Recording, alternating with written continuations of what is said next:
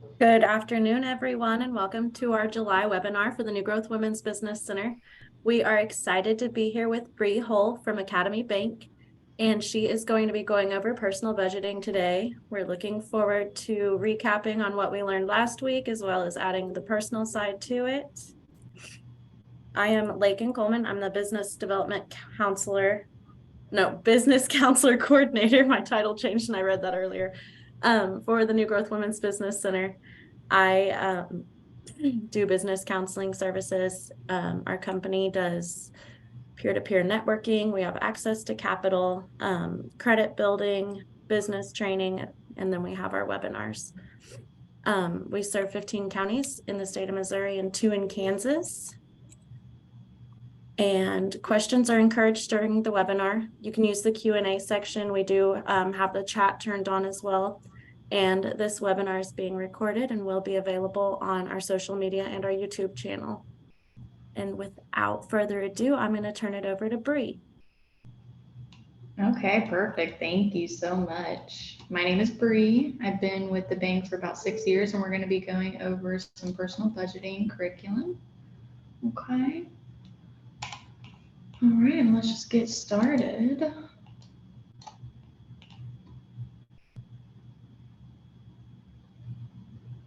Okay, perfect. All right.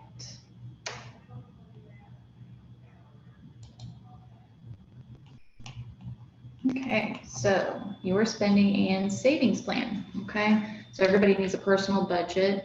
There is a pre-training survey in your participation packet. So making a monthly spending and savings plan, right? So usually whenever we do budgets, we do it for a certain amount of time. So it could be a yearly budget or a monthly budget or even a quarterly budget. But it's just to guide you how to use your money, okay? So, the first starters would be to compare income and your expenses, okay? And understand where your money is going. So whenever you go through your bank statements, if you are a debit card swiper, like I am, and you look at your bank statements and you go through all of your transactions and you're seeing where your money is going, if you're going to Starbucks too much, you know where all of your money's going, right? So that's when you make the adjustments of how you spend your money. I go to Starbucks. I used to go to Starbucks quite often, and I saw that on my statement, and I had to, make adjustments. Making my spending and savings plan. Okay, so in the packet, you can go ahead and fill this out if you would like. You could do it now or you could do it later. So filling out my spending and savings plan, okay? So 3 sections, my net income, my expenses, and your comparison, right? So there are different methods of budgeting. I know that there is the envelope method, which what you do is you take all of your bills and you write them out and you put them each bill on one envelope, and you're going to put how much your bill is, and you put the physical cash in there. I see a lot of our clients do that, and it does help them. The other 2 methods that I know of would be the 50, 20, and 30. So 50% is going to your bills, 30% is leisure or wants, and then 20% is going to be savings, okay? Those are 2 different methods that I know. Now, it does say complete past monthly amount, planned monthly amount, and then compare total net income and total expenses, right? So what most people do is they go back 2 to 3 months to see where their money's going, what they spend their money on. And then, like I said, you always just need to make adjustments. So if the difference is 0, your income equals your expenses. You would probably need to adjust some bills if that does occur, or you could always try to find different revenue for money, like a side job.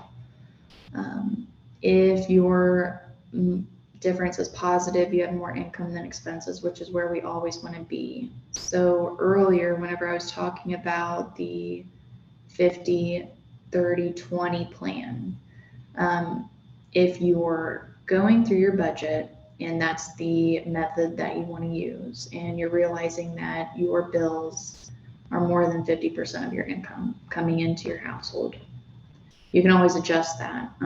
There is a 70, 20, 10 method.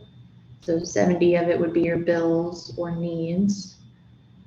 20% would be your wants, and 10% would be savings.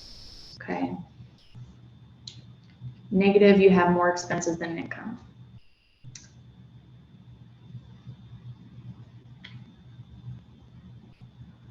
So this is a scenario. You can read it at home if you would like to.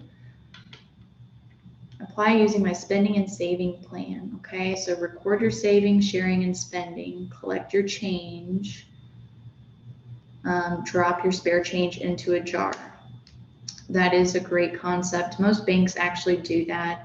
So if you do have a debit card, it does round up to the next dollar form, and the extra change you did not use usually goes into your savings account. That's a great product, especially if it feels like you're not able to save as much as you would like to.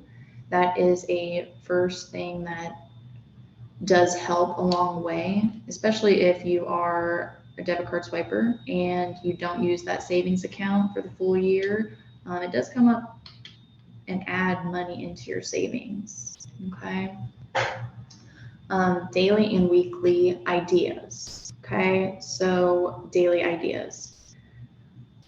You record your savings, sharing, and spending, collect your change, other ideas. The other ideas, so weekly ideas, envelope system, like I was talking about earlier. That is good if you are a debit card swiper and you need the physical cash to look at it to be able to save. Weekly money check-in. So you could do this. You could spend your tracking, track your spending per week. That probably would be a little helpful if you are first starting out with budgeting, just to see how you did, if you were disciplined in your spending ways, or what other adjustments that you're needing to put into your budget, right? So whenever I was creating my budget, there's wants and then there's needs, right? And Starbucks is a want. And so I had to put that into my budget of, I get $20 each week for Starbucks. And really, that's only 2 drinks. So, you have to pick whatever day of the week of when you're going to go to Starbucks, or, get your little sweet treat, whatever you put on your debit card that you notice is on your statement. Okay, so conducting a monthly review, have a monthly goal setting session, celebrate successes, prepare for taxes. Celebrate successes, I really enjoy that. If you notice that you were saving, you saved a lot last week and you could have eaten out, or you could have shopped on Amazon and you don't need to. And you didn't. Okay, so celebrating a success, you could, take yourself out to dinner, or you and your husband, or you and your wife, and go celebrate that you guys set a budget and you were disciplined enough to execute that budget. Okay, we usually do a monthly goal setting session because that's what your bills are, right? They're monthly usually. Or if you pay it quarterly, you could do a budget for quarterly also. Increasing income. So I talked about that earlier on. So you could, cover expenses by, you sell something, or you could do Uber Eats, or you could do Instacart, or you could get a part-time second job, which would be an ongoing. Workforce development, which would be a long-term. If you need to increase your income, you could always look for higher paying jobs, or see if you could work overtime. Just finding different revenues of getting that extra income to share or cover your expenses. Okay, so think about needs, wants, and obligations, right? So anytime that you spend money, it's three of those things. You need it, or you want it, or you have to, right? It's an obligation. So what can you get cheaper or use less of? I'm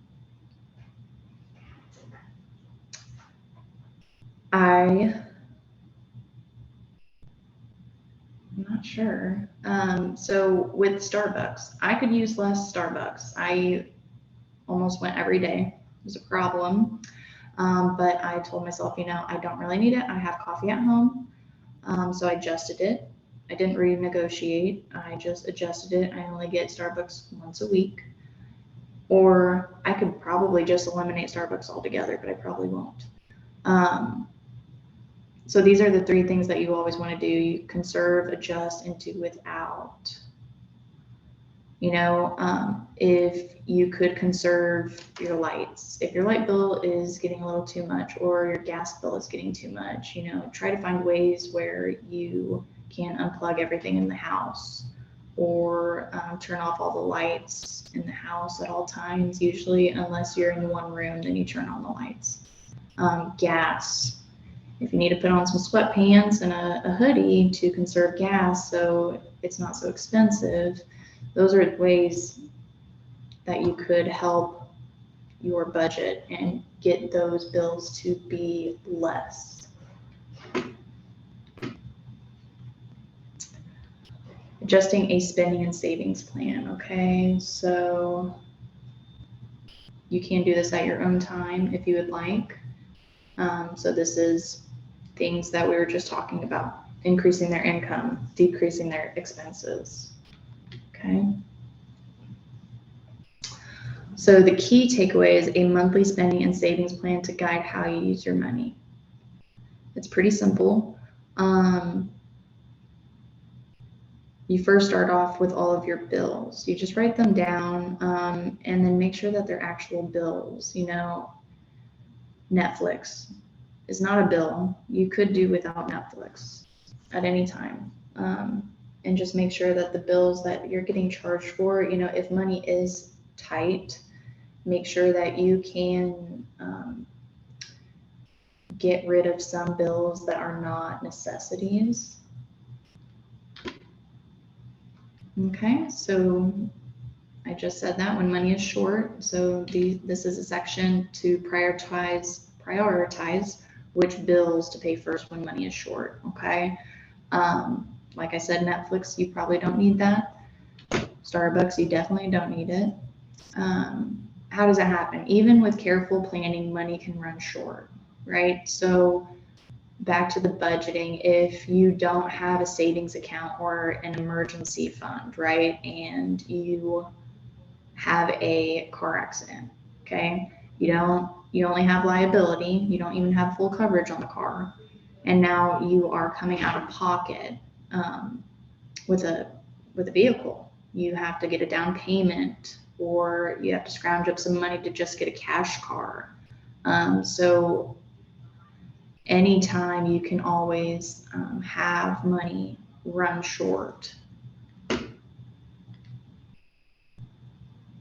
So we can increase the income like we had talked about earlier, decrease expenses, contact your creditors. If I really needed a car and I owned my house, you could contact, your bank, see if you could get a home equity line of credit, see if you could get a loan. home equity line of credit usually runs cheaper on the interest rate than a car loan. You could always reach out for help. Prioritize what to pay first. So if I run out of money, I'm definitely not going to go to Starbucks. Or if I have like $5 left in my account, I wouldn't go and get something from Quick Trip or McDonald's, right? So prioritizing based on what might happen. So you always want to make choices about which bills to pay in full, pay partially, or pay late, right? So if your rent is due and so are, the utilities, chances are you're probably going to pay in full on your rent and pay a little late on utilities, right? Because they don't shut it off as soon as you do not pay the bill. It does take some time for them to turn off your utilities like your gas or your electricity. Pay attention to consequences that prevent you from earning income. Jeopardize your shelter. So you would obviously want to pay your rent because you don't want to jeopardize your shelter. Impact health or ability to live independently, or could result in loss of your assets. Okay, so you wouldn't want to pay all of your bills besides your rent, right? You would want to pay that first, and then prioritize which bills you really need to pay, and then what you do not.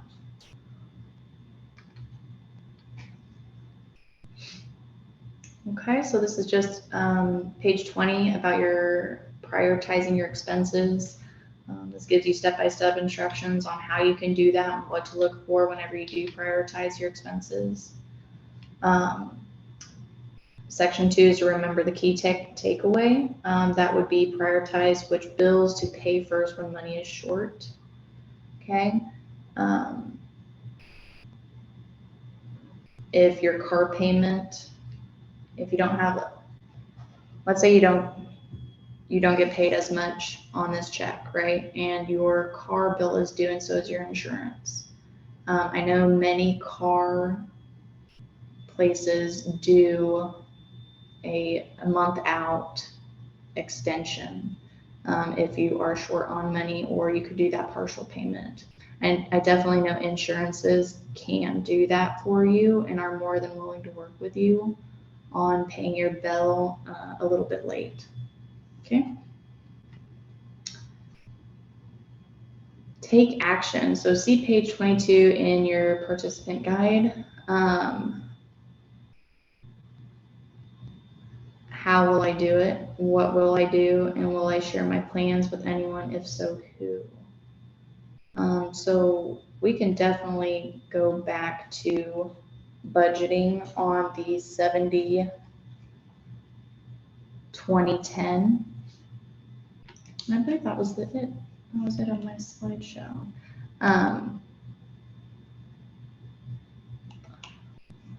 Let me go back here. And stop sharing. Okay, so the 50, 30, and 20 method. Okay, so what you would want to do for anybody who is there watching this, you would want to take your income. Okay, so let's say you make $2,500 a month, right? And you're going to times that by 50. Okay, so that would be $1,250. So your bills cannot go over $1,250 if we're doing the 50, 20, 30 plan. And let's say whenever we're doing our budgeting, we show that our bills are around like $1,500 to $1,600, right? So like I was saying earlier, we can definitely adjust the budget to any percentage that you need, honestly. So 25 times 0.70 would be 1,750. Okay, so 1,750 would be your bills. And then the 20% of leisure or that 20% could be your savings and 10% leisure, depending on how disciplined you are with your budgeting. Does anybody have any questions as of right now?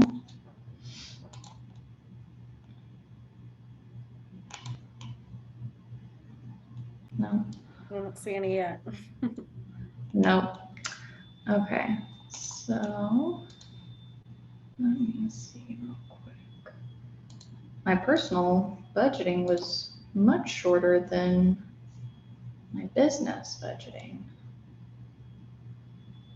Okay, so the envelope method. A lot of my clients do this, and they only put their savings in the bank, right? And then so the rest of their money comes out of the bank and it goes into those envelopes. For utilities, lights, gas, car insurance.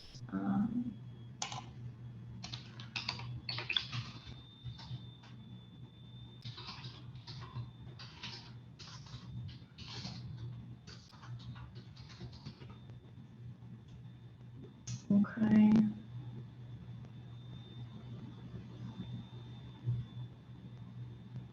And you can actually use digital envelopes, which I had no idea. How to budget with the cash envelope system. So I know that there are different apps to use with budgeting. Like I was talking about the savings sense with banks. And I know that Acorn also does that. So the change that you use with your debit card, it invests that change for you. And then there's also cash stuffing, which is the envelope system also. And then there is a Nerd Wallet. That is an app. It's also a website. And it goes over personal finances and what you can do for budgeting if you are just finding yourself to not be able to save or, going through life, unexpected things. And whenever you do get something saved up, then all of your money is wiped out. If you get into a 401k plan, if you ever need, a good amount of money and you don't want to go through a bank, you can always lend out your 401k and it would be like a loan and you would be paying it back. Trying to think of anything else that would be for personal budgeting. I actually just set up my budget, my newer budget this year because all my expenses went up. And so I was finding myself with, more money and I was wondering what was happening.